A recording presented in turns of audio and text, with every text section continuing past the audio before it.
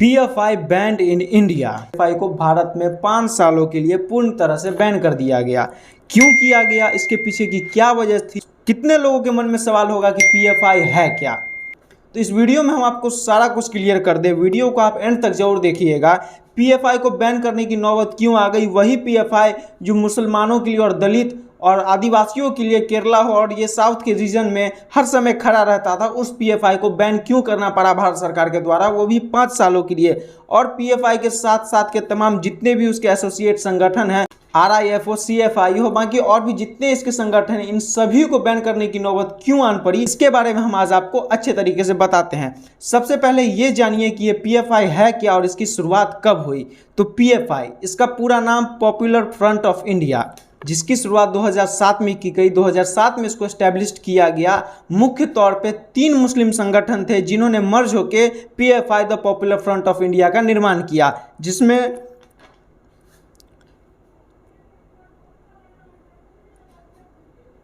The national democratic front of Kerala, the Karnataka form of dignity और the मनीथाई नेथी Parsai इन तमिलनाडु, ये 3 main मुख्य तौर पर मुस्लिम संगठन थे जो एक साथ आके मर्ज होकर PFI का निर्माण किए 2007 में। उसके बाद PFI के द्वारा काफ़ी काम किया गया। PFI के संगठन के द्वारा उनके कैटेगरी के लोगों के लिए काफ़ी वो हद तक आगे रहे, मदद किए। लेकिन सरकार के जांच एजेंसियों के द्वारा, ED हो या NIA हो, इनके द्वारा PFI का संलिप्तता कुछ ऐसे कामों में पाया गया जो हमारे भारत के संविधान को कहीं ना कहीं ठेस पहुंचा सकते हैं और भारत की सुरक्षा व्यवस्था को आंच आ सकता है इनकी वजह से। और भारतीय जांच एजेंसियों का अब तक का सबसे बड़ा छापा ये 22 सितंबर को हुआ, जिसमें कि PFI से रिलेटेड 100 लोगों को गिरफ्तार किया गया। ANI के द्वारा तस्वीर जारी किया गया। इसमें आप लोग देख सकते हैं कि कोयम्बटूर में PFI के ऑफिस के बाहर कितने की संख्या में पुलिस बल डिप्लॉयड हैं। उसके बाद फिर कुछ दिन बाद एक और गिरफ्तारी चलाया गया जिसमें 250 लोग इसमें गिरफ्तार हुए। और बाकी PFI के साथ साथ RIF, CFI और AIIC, बाकी जितने इसके एसोसिएट थे, सबको अनलॉफुल एसोसिएट डिक्लेयर कर दिया गया भारत सरकार के द्वारा।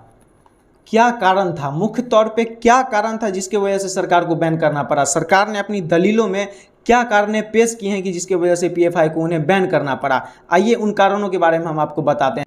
PFI की संलिप्तता कर्नाटक में हिजाब केस जो हुआ था उसमें जो दंगा फैला था उसमें हो, हाथरस रेप और मर्डर केस जो हुआ था उसमें हो, या CAA के खिलाफ जो विरोध किया गया था। और दिल्ली में आप लोग जानते होंगे कि कितने की संख्या में और कितने करोड़ का वहाँ पे नुकसान हुआ था पब्लिक प्रॉपर्टी को, और पब्लिक को और ह्यूमन बींग को कितना नुकसान किया गया था। इन सभी में PFI की संलिप्तता पाई गई है। बाकी हम एक और चीज़ आपको बता दें कि PFI को मुख्य तौर पे जो फंडिंग आती थी वो गल्फ कंट्रीज से आती थी, जिसमें गल्फ कंट्रीज में हमारे UAE हुए, सऊदी अरब हुए, टर्की हुए, कुवैत हुए, कतार हुए, ओमान हुए, ये सारे कंट्रीज उसमें शामिल थे।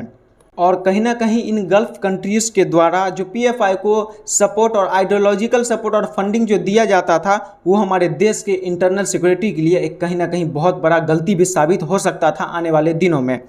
और बाकी सरकार का बताना है कि इनके द्वारा जो फंडिंग दी जाती थी PF और इनके ये तमाम एसोसिएट को, जिनका नाम आप देख सकते हैं स्क्रीन पे, और ये फंडिंग लेने के बाद भारत के अंदर कुछ ऐसी गतिविधियां करते थे जिनके वजह से हमारे भारत की कॉन्स्टिट्यूशन का डिसरिस्पेक्ट शो होता था। और इसके वजह से एंटी नेशनल एक्टिविटी हो या हिंदू मुस्लिम राइट हो, या कहीं ना कहीं आप खुद समझ रहे होंगे कि मैं किस चीज़ की बात करना चाह रहा हूँ, इन चीज़ों में कहीं ना कहीं इजाफा देखने को मिल रहा था, जिसके वजह से PFI के साथ साथ इनके जितने भी संगठन, इनके एसोसिएट जितने भी हैं, इन सभी को अनलॉफुल एसोसिएट घोषित कर दिया गया है भारत सरकार के द्वारा, जो कि अभी फिलहाल 5 सालों के लिए ही किया गया है। आने वाले दिनों में हो सकता है ये बढ़ भी सके, या फिर इस पर क्या कार्रवाई होती है वो आने वाले दिनों में देखा जाएगा।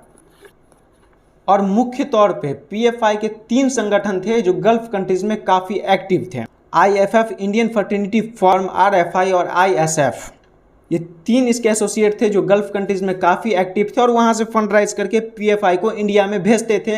और इन फंडों के मुकाबले, इंटरनल सपोर्ट के बावजूद इंडिया में इस तरह की घटनाएं और इस तरह की एंटी नेशनल एक्टिविटी कहीं ना कहीं बढ़ती जा रही थी, जिसके वजह से इसे बैन करना पड़ा। और इसके साथ साथ इसके तमाम जितने एसोसिएट हैं सभी को 5 सालों के लिए बैन करना पड़ा, जो भारत सरकार ने अंडर UFPA 1967 के अंदर बैन किया है। ये एक्ट है जिसके थ्रू भारत सरकार किसी भी संगठन को या किसी भी एसोसिएट को टेररिस्ट घोषित कर सकती है। हालांकि 2019 में इस एक्ट में थोड़ा सा चेंजिंग भी देखने को मिला, जो भारत सरकार उसके बाद किसी इंडिविजुअल को भी टेररिस्ट एक्ट में शामिल कर सकती थी और किसी एक को भी टेररिस्ट एसोसिएट कर सकती थी, उसे टेररिस्ट डिक्लेयर कर सकती थी, जो कि 2020 में कई लोगों पे देखने को मिला। 15 से 20 की संख्या में लोगों को चिन्हित करके उन्हें टेररिस्ट घोषित कर दिया गया। बाकी पीएफआई बैन होने के फैसले को आप कैसा समझते हैं, सही समझते हैं, यहाँ गलत कमेंट सेक्शन में अपनी राय जरूर दीजिएगा। और भारत की सुरक्षा को और भारत के संविधान को किसी भी तरह की या ठेस पहुंचती है या उसके भारत के सिक्योरिटी में, सुरक्षा में किसी तरह का खिलवाड़ होता है किसी भी संगठन के द्वारा, तो उस पर यह कार्रवाई होनी जरूरी है। बाकी ये सरकार की दलीलों का मानना है और पीएफआई अपने बचाव में कह रही है कि ईडी हो या एनआईए हो, ये सिर्फ सरकार की एक कठपुतली है जो सरकार के इशारों पर काम कर रही है। बाकी इसके बारे में आपका क्या सोचना है, कमेंट सेक्शन में अपनी राय जरूर दीजिएगा। और ये पीएफआई के बारे में लोगों को जितना ज़्यादा से ज़्यादा हो सके जागरूक करने की कोशिश कीजिए कि इस तरह की अगर गतिविधियां आगे चल के भी होती है तो लोगों को इसके बारे में पहले से पता रहे। इस वीडियो को शेयर कीजिएगा, जानकारी लोगों तक पहुंचाइएगा। जय हिंद।